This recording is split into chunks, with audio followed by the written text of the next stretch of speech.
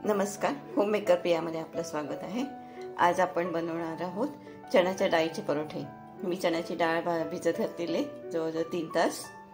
आता ही वाटून घेते मी। आपल्याला जाडसर वाटायचे म्हणून मिक्सरमध्ये मी काढून घेते।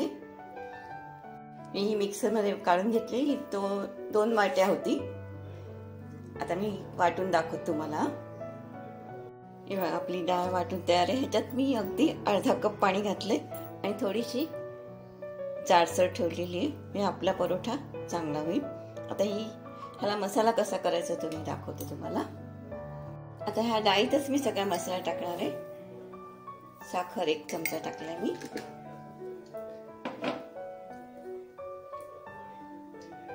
हे लाल तिखट आहे अर्धा चमचा,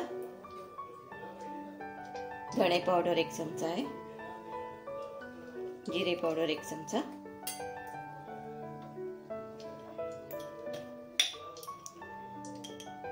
गरम मसाला अर्धा चमचा टाकलाय।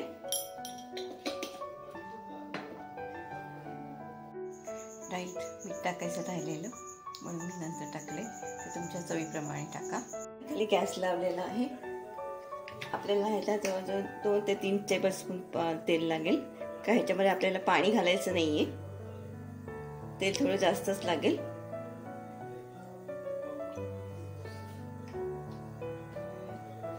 आता ह्याच्यात फोडणीला मी हिंग घालते।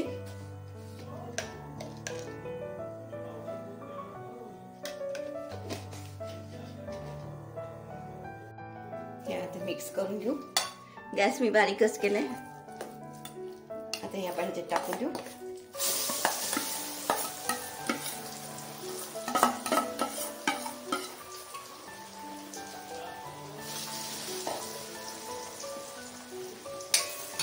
डाळीला असंच तेलावर शिजवायचं आपल्याला। पाणी अजिबात टाकायचं नाही ह्याच्यात। आता असंच परतून घ्यायचं आपल्याला।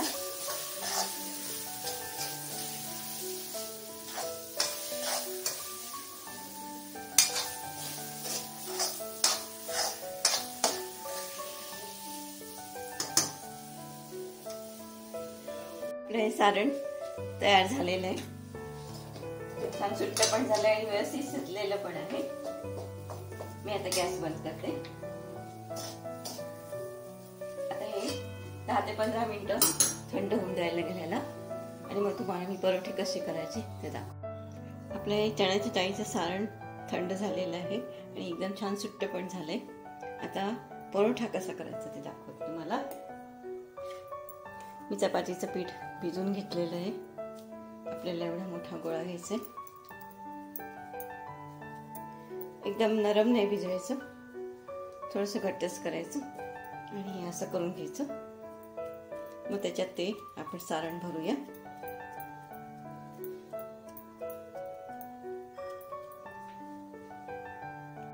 हे पहा, असं वाटीसारखं तयार करून घ्यायचं। त्याच्यामध्ये आता हे सारण आपण भरून घेऊया। जेवढं राहील तेवढं भरायचं आणि हे असं प्रेस करून घेऊ, म्हणजे आताही व्यवस्थित। अजून एक थोडंसं घालूया।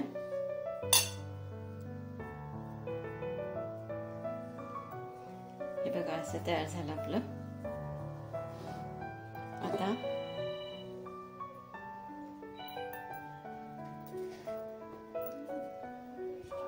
आपण लाटूया त्याला। छान पातळ होईल आपला। हे बघा, असा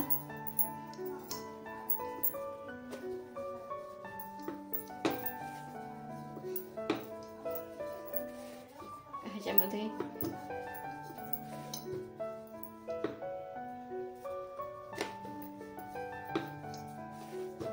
तेल कमी असल्यामुळे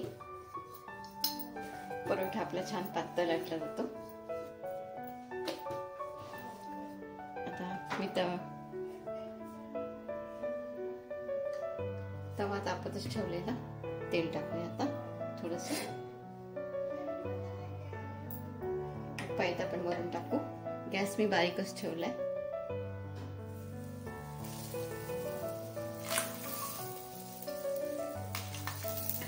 वाटलं तर आपण परत साईडने सोडू तेल.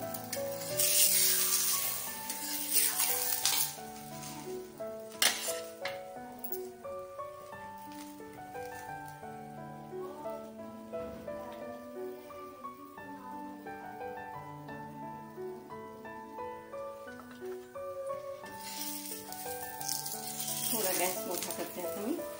हे बघा आपला पराठा छान झालेला आहे.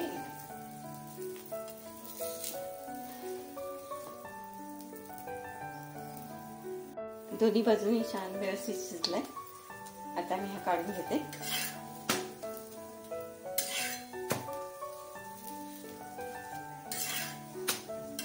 आपला चण्याच्या डाळीचा परोठा तयार झालेला आहे.